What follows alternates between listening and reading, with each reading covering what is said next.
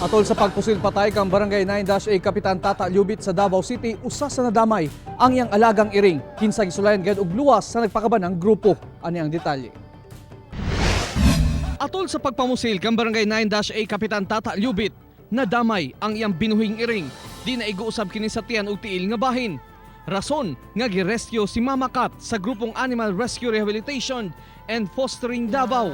Na ay magpatabang ipakuha ang iring na naangol sa pagpamaril kay anhing Kapitan Lubit ug naaman ko'y rescuer volunteer si Leo sa Matuod diha sa may San Rafael. Ako siyang gitawagan ug ako siyang gipaadto para ipakuha ang iring ipadala sa Urban Pet sa may Buhangin, Katitipan.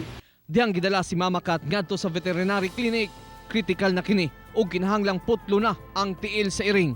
Kay grabe hugog gid kaayo ang iyahang wound ug infected na baho na pud kaayo pagdala dinhi sa iring. Apan kagabi, wala na nakaya sa lawas nini ug namatay si Mama Kat. Under recovery period pa siya, actually nasa critical condition pa siya. Kay pagdala man gud diri almost 24 hours na.